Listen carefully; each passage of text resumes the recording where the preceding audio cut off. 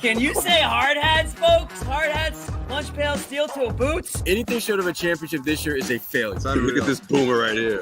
You've just got so much talent here. Somebody said we need to apologize for Jalen. Can I quote it, John? What are we apologizing for? What did we say? What did we do?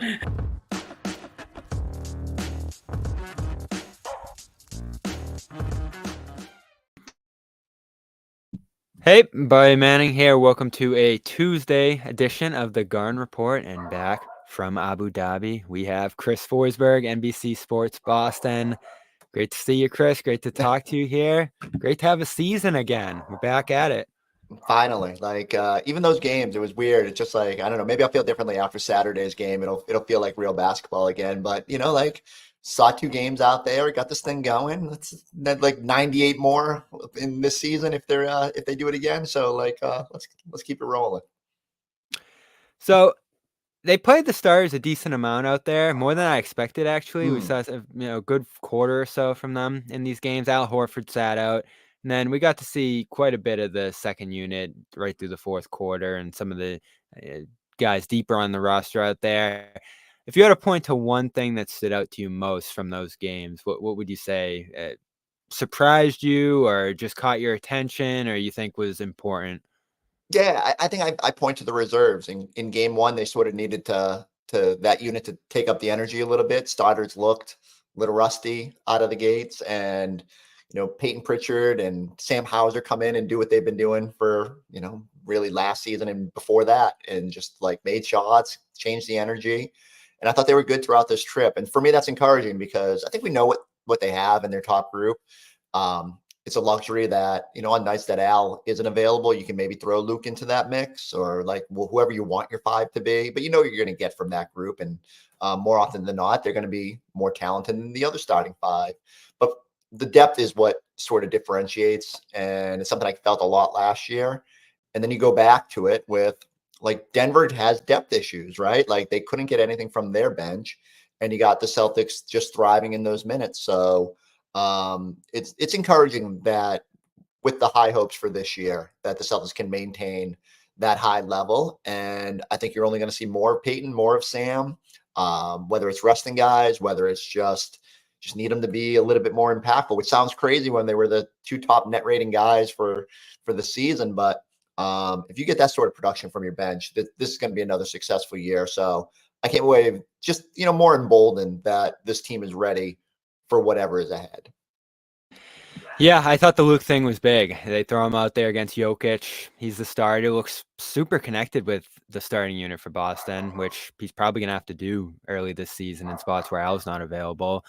They use him quite a bit in the flow of the offense. I thought he looked good passing, looks a little stronger. I think he's actually ready to take a step here. And he was pretty good last year, too, being the chief Luke supporter that I am here. On a minimum contract. Can we continue to say how ridiculous it is that this team was able to bring back both Luke and Tillman on minimum deals, and both could be part of that top 8, top 9, depending on how you count it based on healthy bodies. But it's ridiculous that everybody just kind of took less money to keep this thing together.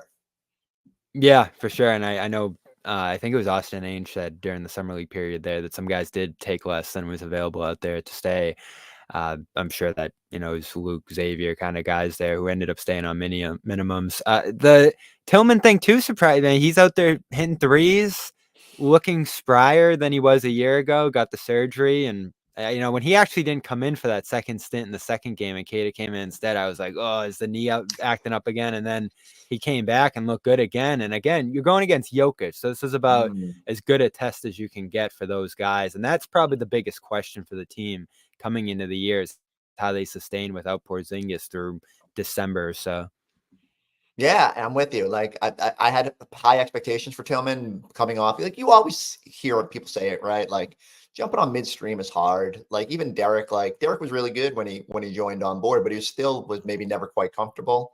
And I wonder if Tillman felt the same thing, had big moments, the 3 in Dallas, he had key impacts, but it's just, I think there's another level for him to go to. And so if you are going to trade cautiously with Al, if you're going to take as much time as possible with Porzingis, then it's a real luxury to have guys like Luke and Tillman who can just like really hold the fort. And I just do think like they're going to lean into Tillman in spots where they can highlight that versatility. It's such a luxury to have someone you're not afraid to throw on Luka or Jokic or whatever, and feel like he can not be overwhelmed. And so, I will be curious how much they can play him against pure fives overall. But there's ways to mix and match these puzzle pieces and get the most out of them. We'll go to Tatum. New shot, new mechanics. We got to see it. All right, we gotta bury the storyline. Like, it might be slightly tweaked. It's like, So you don't see a big difference? I don't like. I sat there like Zapruder style watching this thing, and I'm like, I get it. It does. If you want to tell me it's a little smoother, It's quicker. I don't know if it's a little quicker. Because I don't know. Maybe I'm just overreacting to like watching warmups. I think the fact of the matter is he shot 38% last year. Like, he's pretty good, and he's gonna still be pretty good. I get the idea that if he gets up to 40%, like, good luck league, and that's clear. That's like a priority because he struggled with that shot in the playoffs and then with Team USA. But I don't know. I don't think it was like. I don't think it was. I'll equate it to like a golfer. Like, a golfer goes through a couple bad weeks. Like they lose. I know I lose it pretty often. Like, the best golfers just sort of tighten up the mechanics and off they go. I don't think there was like they didn't sit down with a blueprint and be like, all right, we're going to rebuild this. And it was like, all right, dude, just like, let's be a little bit smoother with it. Let's get back to what works. And that's why skills trainers are like relatively, even though I'm the first to diminish the skills trainers and the summer hype videos and all that come out. It is sometimes good for them to be like swing coaches and just get you back into get the mechanics right and allow you to thrive. Yeah, good to see him shooting well anyway here to start and getting a decent number of attempts in these games. I still, and I'm torn a little bit too there because I felt like coming out of the playoffs, part of the issue was the difficulty of the shots because I think he was something like 14% on contested threes and 40 on open threes. So he was hitting the open ones still. And I think it comes down to shot quality or shot selection in particular with his threes all the time. He takes tough ones. He takes a lot of tough shots in general. So that's always going to weigh into his, shooting percentages. And I think he came away from these games like 40 from the field. So it wasn't a stellar shooting from the field by any means here, but the threes fell. Makes you feel better because it was a little bit of an extended drought. I know a lot of people say, you just go through lows there, but I was interested in the fact that he actually went back, tweaked some things. What do you talk about? Hand placement, shoulders, legs, all kinds of different things that he took a look at there after the playoffs. So it's one of the things I'm watching going into the year for sure. For sure. 37, I think, is probably what you expect from him coming off last year. If it dips below that hurts because his pull-up threes are a big part of what their offense does. 100%. And I'm not going to say I'm not going to focus on it. I just think it's funny to me that a guy who shot 38% and like we're obsessing about the mechanics, but certainly the playoffs and Team USA and all that stuff, it's recency bias. And so I kept telling people, if he struggles, if he's a month or two into the season and that shot's still not there, yeah, we can freak out about it. But my suspicion is just like you said. I'd almost rather he focus on shot quality. I'd like to see him get back in the post more. Like, it felt like he was going in the post a lot at the start of last season. We kept talking about all that work with Sam Cassell, and then he got away from it again. And so I just think those are small ways to tweak his efficiency. I will say that being around the team this week is like a lot of talk about efficiency. Peyton Pritchard wants to be more efficient, and he had crazy net rating. Like, they all just want to take more good shots and just improve that way, because then the offense goes up another level when they were already historic last year. So what was the trip like in general? So when I was looking into it, I was seeing, did you travel with the team? Did you travel on your own? Yeah. So, it's funny. It's my first time I've ever traveled with the team, and mostly just because logistically it made the most sense. And I was blown away because I don't know what my perception was from afar. I think, I'm not a big international traveler, so I didn't know quite what to expect. But I had a lot of people just said, like, you're never going to have this opportunity again. Kind of embrace it. And I was blown away. Like, this just from the perspective of what they're building in Abu Dhabi and like what they want to attract. Like, we talked to the chairman of tourism a lot, and he's actually got some Northeastern roots. So me and him were there at the same time, had no idea He's a little bit more successful than I am right now. So, good for him. But it's like they want the NBA as part of like their focal point of what they're bringing there. They've got like UFC going there. But beyond that, like just it's a really beautiful area. And like, Jaylen Brown talked a lot about like why he's drawn to it. The water is ridiculously blue. The people are very nice. It's super clean. Like it's just whatever I had in mind was kind of blown away by how it was. And it was cool. Like I'll remember the basketball and certainly like all that part of it, but going to the Grand Mosque with the team, just like how ridiculously beautiful and pristine that area is, seeing the Louvre from the outside, this like spectacle right on the sort of the corner of Saadiyat Island, the food, the views. And I think the number one thing I'll take away is just like, I don't think you can go on a trip like this and not take something out of it from a team perspective. It's not 2007-08 when they went to overseas and Rome and had to come together because that was their first sort of time they were thrown in. This team already has great chemistry and like, look, they've been together for the better part of the year, with no real breaks. So they didn't need it, but like when you're forced to navigate a different country and have those experiences, like now I go back to, I keep using the word emboldened. Like I thought this team was going to be really good. I think there's potential for like 08-09 Celtics where you just come out of the gate and wreck everything in your path, because while the Knicks are still figuring it out, while Philly's still figuring it out, these Celtics are clearly, like, even in that second game, you saw a little bit of like tapping into what they can do. And now you add this experience. And so once they rest and kind of get out of this jet lag phase, I just think they could have a real potential to hit the ground running. What was the best food you had there? Ooh, so we actually got an early recommendation was to go to a place, I think it was called Beirut Dessert or Beirut something. It was Lebanese food, and it was outstanding. And I think that was the best part, is just like, we had a breakfast buffet every morning that had local food, Arabic coffee. And you get to just try a million different things. I actually regretted, the only thing I look back, I was like, I wish I had written down more about like what I liked. And I like spicy food, and there were some really good dishes over there. There was a Mediterranean place in our hotel, sushi place. So yeah, it was I was spoiled by it, and I'm still adjusting to that. But I will say I was home for about I got home just in time to walk my daughter to the bus stop yesterday. And then I told my wife, I'm like, one, I need to move because I've been on a plane for like 15 straight hours or a bus. And so I walked to my local Dunkin' Donuts, and I hadn't had an iced coffee in 8 days. And there were Dunkin's over there, and I'd planned to go to it. I never got to one. It's all a little bit different customs. So I was quite happy to get back to a Dunkin's. Yeah, and you mentioned the bonding. Oh, you got to golf a little too. Was that? I did. Yeah, I'm probably burying the lead. So for me, Yeah. like I'm a golf fanatic, and I literally the last Saturday, so the day before we were leaving, we had like a one little 3-hour break, and I said, I'm going to regret it if I don't do it. And so we had a course that kind of ran along the hotel we were at, and called up and made a reservation, get out there got paired with a nice guy who was like essentially from London and was living in Dubai. And he was a great tour guide and gave me some insight.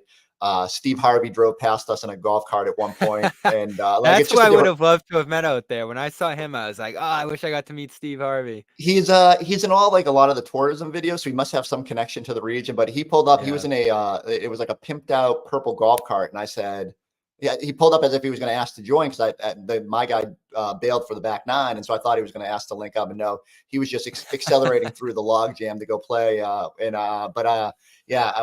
have liked to have to get some Family Feud talk in there before he took off. We got some GM survey results today as well. Want to get to those, but first, quick shout out to our sponsor here, Prize Picks, the best place to get real money sports action with over 10 million members and billions of dollars in awarded winnings. Prize Picks has made daily fantasy sports accessible to all. You just pick more or less at least 2 players for a shot to win up to 100 times your cash.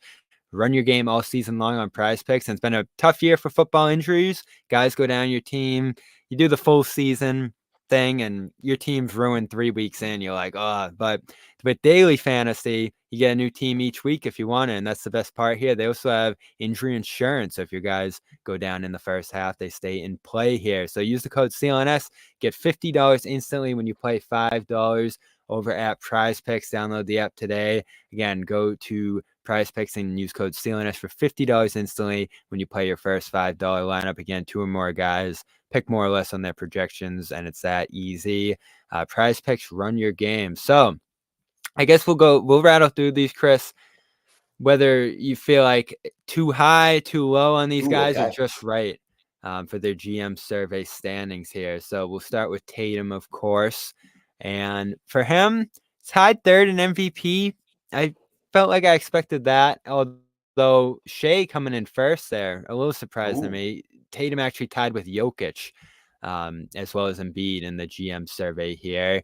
Best small forward, which is where he stood going into last year, and tied third in most versatile. So on these, too high, too low, just right for Tatum. Did Steve Kerr see these results? Did like is he aware like that he where Tatum ranked among small forwards and such? And I was actually a little surprised he got best small forward. Again, I just always assume that there'll be more haters than praise in these things for the Celtics players, and especially after you win a title, sometimes there's a little bit of jealousy that runs into it. So I would have thought he would have been a little bit lower on the small forward list, but look at him at the top. And then the MVP thing actually surprised me a little bit too. I just would have thought that there would have been more, the people sliding Anthony Edwards over him, or like whatever the case may be, when you start thinking about younger players. And so I like that he got a little bit of respect here. I guess the Celtics will be frustrated that there's not more ability to use it as motivation.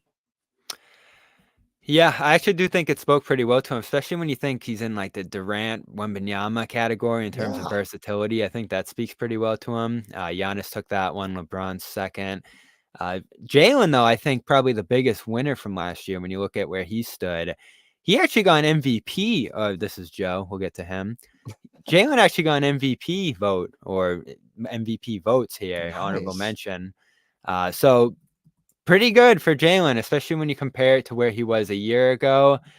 Too high in the MVP category. Honorable mention among shooting guards as well, behind Edwards, Booker, Shea, Curry, and Doncic, as well as fifth best small forward if you're putting him in that category, behind Tatum, Doncic, Durant, LeBron. Jalen coming in at fifth there. So among these, too high, just right, too low. As usual, not enough respect for JB and what he accomplished last year. League is just still slow to recognize. I even watching him in Abu Dhabi, I'm like, man, he was really, really good at the paint.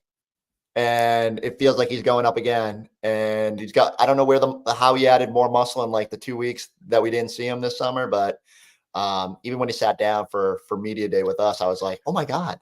He said he's got muscles in places he didn't know he could get muscles. So those underwater workouts are working. Clearly the voters still have their head underwater. And I expect like Jalen to just really reaffirm that he's just on a different echelon now, like especially with the two-way impact. And eventually, again, maybe, I don't know, maybe people will never recognize, maybe they'll just chalk it up to the Celtics overall collection of talent. But I do think one of the biggest reasons they were so successful last year, and why if they want to keep it going this year, just hinges on Jalen. And early returns are really favorable for what he can do this season. Yeah, interesting to see a couple different names in there too. I just noticed Derek White among the best shooting guard vote getters too here. So he's in the mix as well. Feel like those are just right in terms of his rankings at his position. MVP probably a little ambitious, but ambitious for him. Impact, you never know. So, like I said, if he keeps every year he goes up a level. Like, can we put it this way? If you had said this 3 years ago, but people would have been like, "That's preposterous," and now it's just like it's not ridiculous to think that he could be an All NBA and in that MVP conversation. All right, on to Drew, who did quite well here as well. Best perimeter defender in the NBA coming off his first year with the Celtics. You also consider best defensive player in the league, tied for second with Rudy Bam, behind Wembanyama, who did amazing in the defensive player voting here going into year two. You also get tied for fifth most versatile defender behind Giannis, OG, Victor, and Bam, alongside Isaac and Herb Jones, as well as Jaden McDaniels. And an honorable mention for Drew, among which active player will be the best head coach someday. I don't know if I see Drew coaching. Yeah, not one I suspect, but The one that jumps out is the versatile defender thing. Are there other, point guards and shooting guards, or small guard, I always call small guard defending centers, like him and Marcus are pretty good at that. And I get the idea that it's nice when you have a 6'7" wing who can do a little bit of everything. But Drew was out there guarding Randall most of last year, taking turns on bigs, and so his versatility is probably a little undersold in that tied for fifth. Yeah, for sure. I think the other one's fit, best perimeter defender. We saw that last year, but you're right. He sort of transitioned more to guarding big guys last year, especially early on. So I'm interested to see where they align him. He guarded Jokic a little bit in those preseason games. So inside and out, you get productivity from him. But I feel like in this portion of his career, he's moving more toward guarding some of the bigger guys and using his strength. Joe, though, I do feel like is the one who came in a little underrated here in this survey. And Spoelstra is going to get the love more often than not. But no votes for best coach. Second, best offense. Fourth, best defense. I feel like that one's pretty fitting behind some of the more defensive guys. Probably could have had him ahead of Thibodeau. I think the Celtics were probably better defensively than the Knicks were a year ago. And tied for third, best people manager behind Spoelstra and Kerr, I believe. So Mazzulla, I feel like, especially when you look at the coach of the year voting too among the media members, a little slow to catch up in terms of the credit he's getting for the Celtics success here. More player love in this survey, I feel like, than love for Joe, though certainly more than a year ago. Yeah, but I would say if I'm Tatum, and I know Joe has been reveling in like all the things that have conspired against Jason Tatum, not the lack of Team USA playing time and all the conversation about where he stands. I would be the first one to march in there and be like, "Hey, Joe, rough off season. Guys don't think you're as good as of a coach," and let Joe have a little motivation too. So, like I said, so the NBA has given Jaylen Brown and Jason Tatum a whole bunch of motivation to want to repeat as champions. And now, like, I don't think Joe's going to obsess about how GMs are voting, but everybody finds motivation somewhere. So I kind of love the idea of Joe seeing these results and someone asking him, how will you respond? Well, ton of great events coming up this week in sports. Celtics going to play some preseason games this weekend. Some good chance to get into the Garden and see them before the year gets going at a great price. And Game Time has your tickets. Go to the Game Time app, create an account, use code CLNS for $20 off your first purchase over there. Terms apply. All in pricing, so you know what you're paying. Perspective of your seats, panoramic view, love that. My favorite feature over there, as well as flash and zone deals all the time. So go to Game Time app. Again, use code CLNS for $20 off your first purchase. Terms apply. Before we get you out of here, Chris, some of your thoughts. I don't know if you got to read Himmelsbach on the sale. And this, of course, is coming by the end of the year here. Not a ton of revelations here. I do think my big takeaways were that there's not going to be any like special priority for Steve Pagluka to take over the team. Wyc, not super in depth about maybe staying on in some role while this transition period goes on. Said he hopes to, but that's going to be something that works out here. And it looks like they're getting out the book in terms of, having the team actually go out to some buyers now over the next couple of months. I think the plan was for it to change hands, at least the 51% there by the end of the year. So, where do things stand here? What questions do you still have? What kind of perspective do you have on this as the team prepares to go to a new owner, which I think we still haven't made enough of a big deal about? Yeah, I think in a year where the roster didn't change a whole lot, where it's pretty clear there's a singular focus, like this is the one thing that will sort of hover and linger. And even though everyone over there can say business as usual, we're focused on all the right things, and I do believe that's true, it's like, it's undeniable that when the ownership changes, like things invariably could change. And so it's something you just got to watch. I think if you're a Celtic fan, you're just hopeful that it's the smoothest ride possible. I do think that that if it does happen during the course of this season, the new owner will probably be alert to that. You don't want to like step on any toes. That your first impression isn't to sort of derail this thing. So I don't think there'll be a whole lot of immediate changes. But like, it was a great interview, but I do think it's sort of only hammered home a few things that I thought is that, it's going to go to the highest bidder. And so you just kind of brace yourself for that. I do hope that Steve Pagliuca is in as part of that and can put together a group, and we'll see where that lands, because that would be probably, I think, for players and coaches and everyone in that organization, the smoothest sort of transition with someone that's been around for everything. But again, it's business, and I think we kind of always known that it's going to probably go to the highest bidder, and so we'll see how that all plays out. And I just hope it doesn't become any sort of a distraction along the way. And I think everyone's kind of alert to that.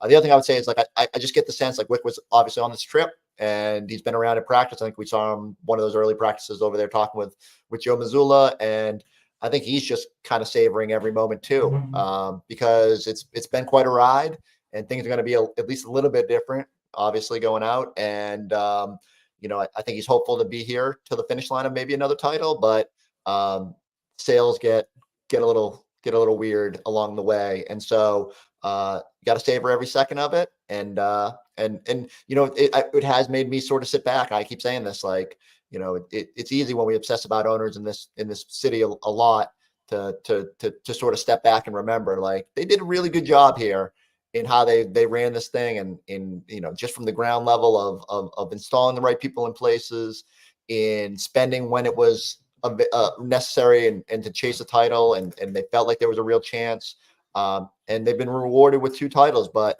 we'll see if they can get a third here, even if this will sort of just, again, like you said, I don't know, we haven't made a big deal about it because we haven't started hearing names of prospective bidders, and once that starts happening, then it's going to overshadow some of the maybe doldrums of the start of the year. Once we get past the ring night and banner raising, there'll be a lot more chat on our podcast about exactly how this thing is going to play out. Yeah, and you wonder, is it deepest pockets? Is that what you want? Is it the continuity with Pagliuca? Like, how do you weigh those two things? Then, of course, you have expansion as well. So, are people eyeing those teams as much as they are the Celtics right now? Those are the questions I have. And, of course, this $500 million that's got to be paid out next year, and whoever's coming in has to embrace that. And I think that's the biggest thing by far. And that's probably not maybe all people should care about, but a big deal is, can they keep this roster together beyond this year? One day at a time, Bobby. One day at a time. One season at a time. We'll cross that bridge when we got to get there next year. Just like I said, you got to focus on the now. You got a great opportunity, great chance to enter a different category of champion. And I think, like, literally, I do think they've done a good job of keeping that focus. But we'll see if it gets a little bit more difficult once this process really gains some steam. He's Chris Forsberg. Of course, hear him on all the Celtics coverage starting again this weekend. Sixers on Saturday, Raptors on Sunday, a preseason back-to-back. You got the podcast rolling as well, right? Oh, yeah. I'm back at it today, so come on, hang out. After you listen to this one, go slam the play button on that one. All right. Thanks again, Chris. Hopefully you're back to 100% following the trip there, and looking forward to this year. Thank you, Bobby. I'll see you soon. Wait, Amit's got an outro for us, I think. No, he doesn't. He said he was going to work on an outro. He had a phenomenal game. Forfeit's out. I think it's an auction. That did not sound like a chair. It was a freaking chair. It does sound like a chair.